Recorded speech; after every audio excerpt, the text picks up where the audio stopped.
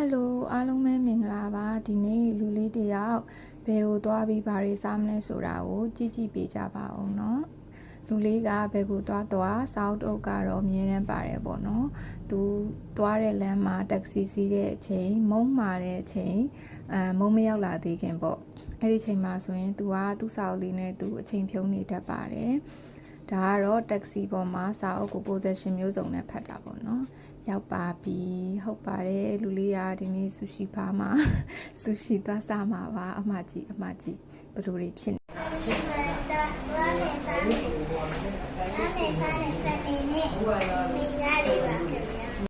ကဲရောက်ပါပြီဆူရှီဘာကိုရောက်ချင်း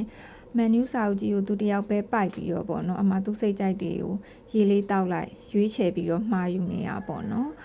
အဲ့လိုပါဆိုဒါကတော့ရင်းညှိတုပ်ပါဒါကတော့မေမေလဲကြိုက်တယ်ပေါ့နော်မပါမဖြစ်ဆူရှီဆိုင်နေသွားတိုင်းရင်းညှိတုပ်ကတော့စားတယ်ဒါပေမဲ့ဘာဆူရှီမှမကြိုက်တဲ့မေမေအတွက်ကတော့အမဒုက္ခတွေရောက်တော့ဖေဖေကအဲ့မှာဟော့ပေါ့ရတယ်ဆိုပြီးတော့ဟော့ပေါ့တစ်ဆက်မှာပေးတယ်ပေါ့နော်မေမေကဆူရှီဆိုင်လာပြီးဟော့ပေါ့စားရတဲ့အဖြစ်ပေါ့နော်အမဆဆရောက်ချင်းသူအဲ့ဒီဆူရှီတစ်ခုစားတယ်ပေါ့နော်သူ့အတွက်ကအမတူနာဆာရှိမီ3ပွဲနဲ့ဆယ်မွန်ဆာရှိမီ1ပွဲပေါ့နော်အဲ့လည်းသူမှားတာပေါ့အဲ့တော့ဆချင်းကတော့သူဆူရှီကိုစားတယ်ပေါ့နော်ဒါကတော့ဆူရှီဆိုင်လာပြီးတော့ဟော့ပေါ့စားတယ်မေမေပါဆူရှီဆိုင်ရဟော့ပေါ့ပါဆိုတော့မှလည်းလေ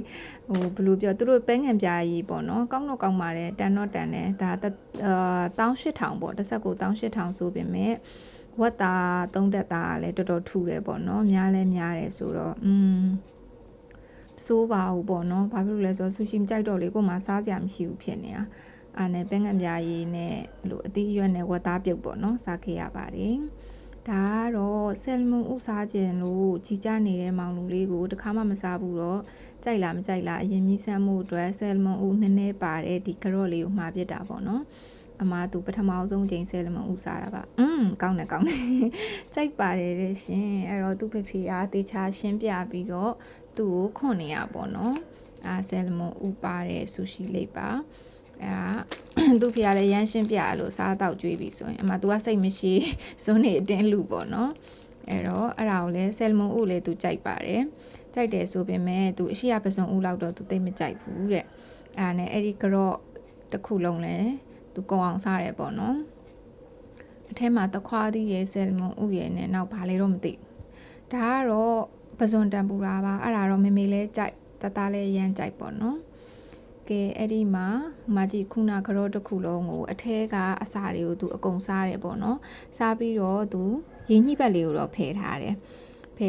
ဒီတစ်ခေါက်ကသူဆယ်မွန်တိတ်မစားနိုင်ဘူးအစီများလို့ဤလို့တဲ့သူကအဲ့လိုမျိုးပဲငံပြားကြီးလေးနဲ့တိုးစားရတာကြိုက်တာဆိုတော့လေစွိုင်းစော့စွိုင်းစော့လို့ပြောပါမေမေတဲ့ဆိုလို့စွိုင်းစောနဲ့စားရတာသူကြိုက်တယ်ပေါ့နော်ခုနကကြံတဲ့ရည်ညှိပါခုနကတော့လေးကကြံတဲ့ရည်ညှိနဲ့အမသူဆယ်မွန်လေးနဲ့သူအဲ့လိုမျိုးအတွဲဆက်တော့စားတတ်တယ်ပေါ့နော်အရန်အဲ့ဒီကလေသူဆယ်မွန်တစ်ဖက်ကိုတော်တော်စားရတယ်ပုံမှန်အားဖြင့်ဆိုရင်တော့သူ3-4-5ဘက်စားနိုင်ပေမဲ့အဲ့ဒီကမှားတဲ့ဆယ်မွန်ကအစီများလို့တဲ့သူတိတ်မစားနိုင်ဘူးပေါ့နော်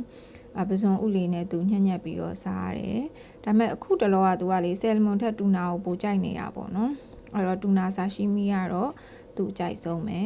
အဲ့တော့ဒီနေ့တူနာလဲစားမယ်ဘယ်စားနိုင်မလဲရှိမှလဲလေစားထားတာတွေကကရော့လိတ်ကတခုလေဆူရှီကလည်းမနေဘူးမကြည့်ပကံထဲမှာရင်ဆူရှီ2လိတ်နော်ရင်းညှိတုပ်တပကံလည်းဟိုမှာကြည့်တော်တော်ကိုဘာမှတိတ်မကြမ်းတော့ဘူးပေါ့နော်အဲ့လိုပဲသူတူနာစားရရင်ပြောနေရသူကြိုက်တဲ့ဟာလေးစားနေရသူမျက်နှာလေးကိုကြည့်အရန်တိတာအဲ့လိုပြုံးရွှင်ပြောပြီးတော့ပါစကလည်းအဲ့လိုမျိုးပတုတိပြောနေရပေါ့နော်သူခုတလောတူနာအရန်ကြိုက်နေရပါကဲကုန်ပါပြီမမေရဲ့ဟော့ပေါ်တွေကပြောင်းမှုလေးကြိုက်အချိုတဲဖို့အတွက်က rainbow တဲ့ ice cream လေးမှာနောက်ဆုံးမေမေတို့ကိုစောင့်နေရပေါ့နော်မေမေကတော့ကပချီနိုရေခဲမုတ်စားခဲ့ပါတယ်ကဲအဲ့တော့လူလေးရဲ့နောက်ဆုံးအစာအပြီးရေခဲမုတ်ကလေးနဲ့ပိတ်ပြီးတော့အစာအုပ်လေးအေးဆေးဖက်ပြီးတော့ရေခဲမုတ်ချိုတဲနေတာပါအဲ့တော့ဒီနေ့လူလေးကတော့တော်တော်များများစားလိုက်ပါပြီဆူရှီဘာမှာပေါ့နော် တက်တာပါဒါကတော့စားချင်တာတွေအကုန်စားလို့ပြောနေတဲ့မောင်လူလေးပါ